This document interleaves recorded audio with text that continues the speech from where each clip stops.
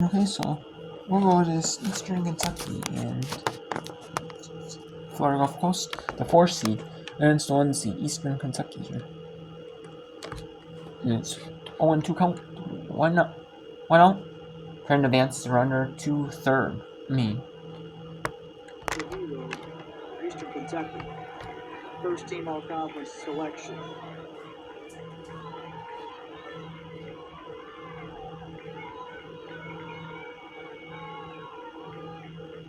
(0-2), that's dribble foul.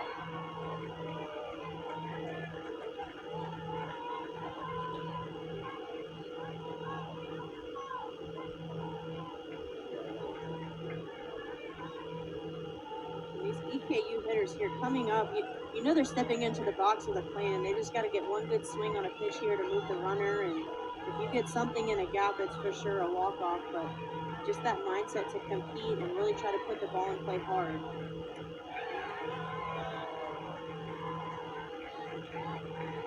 Outfield is very shallow for the Eagles. Eagles are essentially, they're guarding the lines on the infield. And shallow in the outfield. Here comes the 1-2. Chopper right side. This will result in 1 out as Ricks flips to Meek.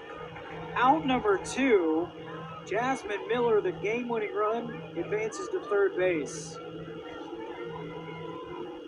Boy, Megan Ricks and Tiffany Meek, they have outstanding chemistry on the right side of the infield. Yes, they communicate very, very well together, and you see when one's pulling in, it's like that pulley mentality. One's pulling in and one's definitely covering. There's no question about it.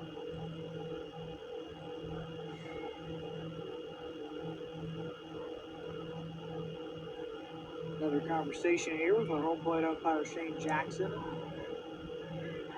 David Dayros. So 2 outs in the inning, runner on 3rd base. Looks like he will indeed pay a visit with his true freshman pitcher, Allison Spartan. Probably just a conversation about the number of visits they've had, because again, NCAA rules this year, they do track player-to-player conferences and coach-to-player conferences, and I forget the exact number, but you get so many in a full game, but when you go into extra innings, you still have, like, they have to allow a certain number of visits in extra innings. Yeah, that's been a new rule in both softball and baseball this season. And how do you know this is big? David Dayrose brought the entire team to the circle, even the outfielders. 2 outs. Eastern Kentucky with a game-winning run on 3rd baseman in Jasmine Miller. She walked to start this inning. So the true freshman, Allison Sparkman, is trying to send the game to the 10th. Leadoff batter and the ASUN Player of the Year, Janae Riley, is trying to play hero for the Colonels. Leads the conference in doubles and runs scored. She's 1 for 4 tonight, Riley is, with a single and a run scored. Won the Conference Player of the Week for the first time in her career back in March. She went 8 for 14 in a 4-win week and a sweep against Central Arkansas. Now she falls behind 0-2.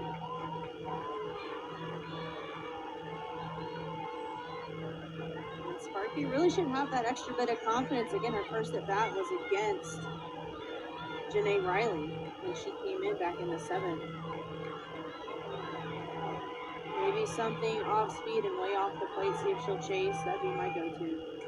Ground ball left side, picked up by Gibson over to first. And we head to the 10th at Chocolaca Park as the freshman Allison Spartman works her way out of that tricky situation. Colonels leave a runner stranded at 3rd. Tied at 2. To the 10th we go.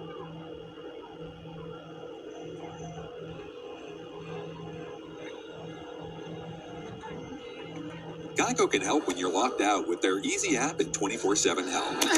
Dad, you don't have to make this so tough on yourself. Geico can help us get into our locked car. See? Yeah, but where's the fun of that? Maybe I'm just nostalgic for the good old days. Before we had Geico's great coverage and 24/7 help. All set, guys. Oh, let's go again. Whatever you need, from coverage to service, get more with Geico. Excuse me, would you mind taking a picture of us? Oh, no problem. Thanks. Ooh, yes, problem. You need Verizon. Get the new iPhone 15 Pro with tons of storage, so you can take. Sorry about that. But we are going to back to that one eventually, but not yet. Here we got the Big South. This will start 8 Eastern. Now it's pushed back a little bit, but we got some good signs here in games. We got Toledo, Miami, Ohio here. Just continuing. They are in the top of the 5th here.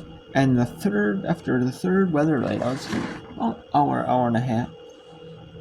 After the second delay was just a brief delay. And got Florida Gulf Coast, Eastern Kentucky, top of the 10th. Number 9, LSU. And number 3, Tennessee, 2 in the bottom of 6th. It's Kansas City trying to run rule South Dakota, where we got one more chance.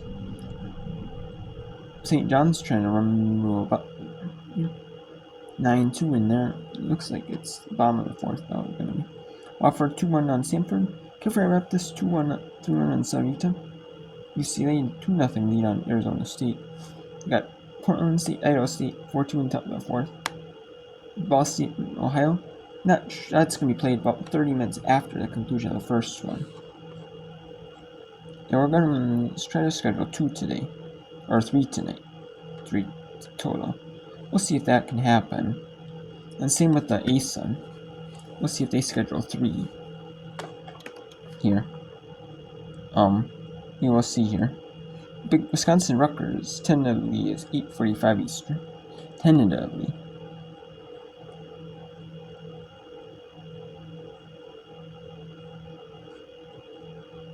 Yes, and that one has ended. In 5 in the bottom of the 5th with some home runs. So that one has ended here. Wofford, Sanford is in the bottom of 6th here, 3-2 lead. Miami, Ohio is 5-4-1 in the bottom of the 5th. So we will see here. We will see. I mean, there are a bunch of games going on right now.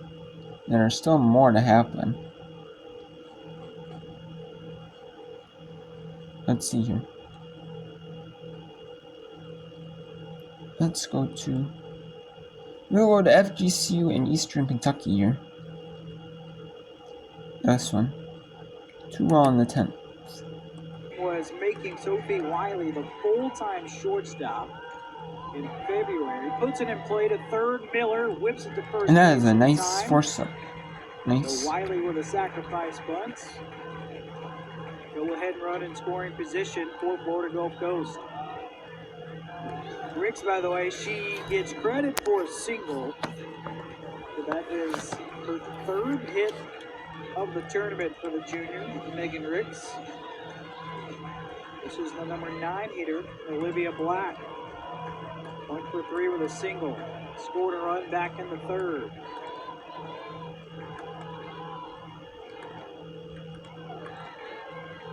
Takes strike 1.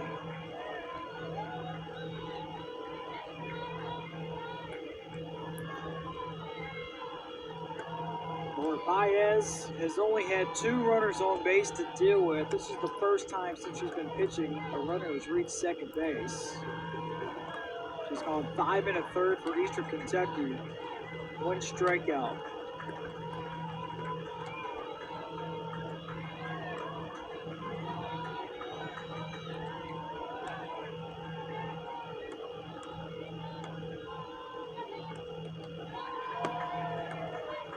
How has she made an impact tonight in the circle for Eastern Kentucky? Oh, she's come in clutch. I mean, she's really carried this defense since she's come into the game. And really, really worked hard to stay ahead in the count, not really throw too many balls to fall behind. She'll usually come back with a strike. Puts it in play. Miller at third, fires to first, and it pops out of the mid of Barrett, trying to score from third. In doing so, it's Megan Ricks, and the Eagles take a 3-2 lead in the top of the 10th. And Florida Gulf Coast with the go-ahead run. What a play right there by Gulf Coast, or and there was it couldn't handle it, just a miscue right there on the handling of it.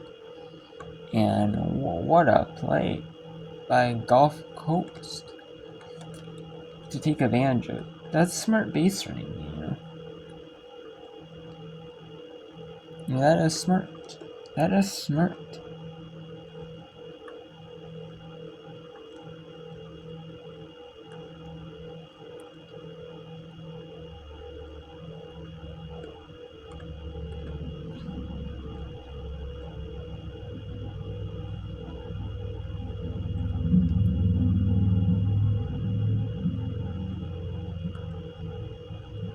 And now we have, and nope, there was going to be a review here, possibly in the review there.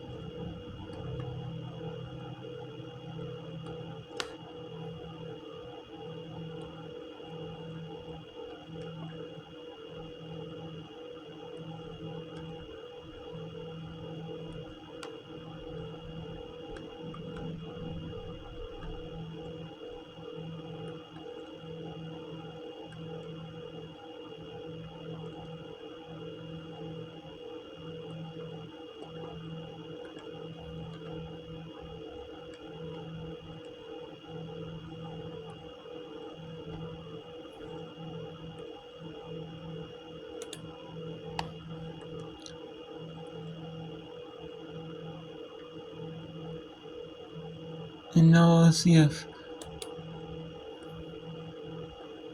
Tennessee can win this in the Baba Silk. There's an umpire conference now. Smokey Ince and Marty Abzish are talking through this with Chelsea Clark.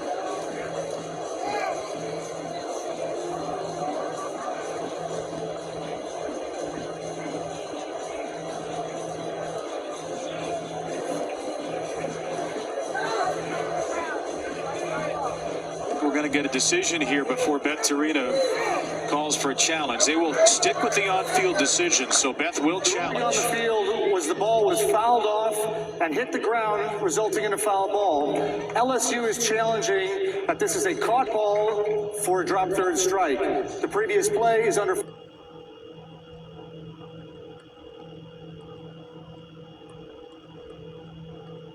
Is going to overrule Chelsea's call on the field. They don't. So they stick with the call on the field, which means Beth Torina can challenge it and try to pick up the second out.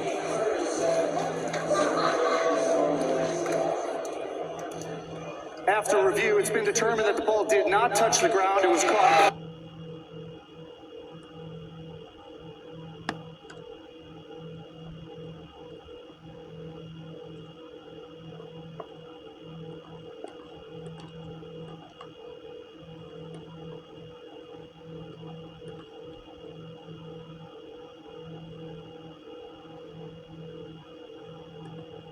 Nobody on. Boo Gibson is the last chance for the defending tournament champions.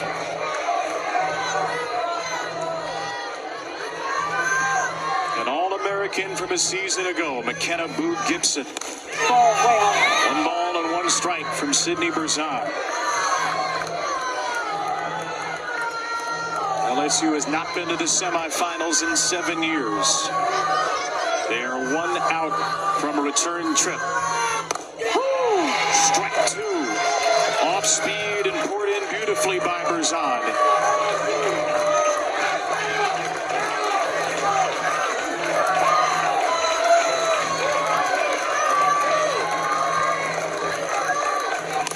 A ground ball to third. It gets through the dive of Manning. And McKenna Gibson keeps Tennessee's repeat hopes alive here in the SEC tournament. So many two-strike hits in this game from both teams. Gibson gets down in the count, but gets a drop ball that she's able to do something with. Finds a hole over there through the 5-6 hole. It gets past the freshman Manning, gets past Pleasance. A little bit of life for Tennessee now. The runner on board. Tennessee is going to bring in the freshman Bella Faw as the tying run at first base.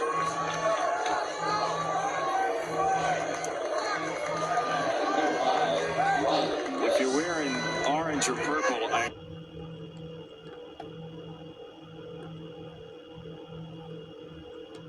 no, you can't breathe right now. If you're neutral, you may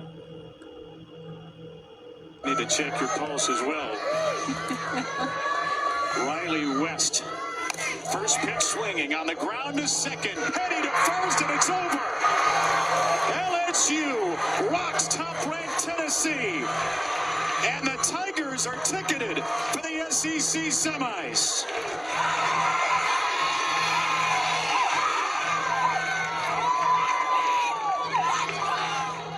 How about the pitching performances today from Kelly Lynch, who gave such a quality start, and then Berzon coming in relief after throwing 208 pitches yesterday. And we got a couple games on right now. We got Eastern Kentucky trying to win 3-2 in the 10th right now. We have Wofford and Sanford 3-2 in the 6th. Toledo in Miami, Ohio. They're battling back after the rain, 3 rain delays. They played a little bit, and they played a little bit through this next rain delay. So we got Portland and Idaho State, and we got another one. Southern Indiana and Tennessee Tech here. We got 2 more right here. So we'll stick with the ending of this one. Florida Gulf Coast versus Eastern Kentucky. That's the thing about these extra inning games, it goes so deep. If you don't win it,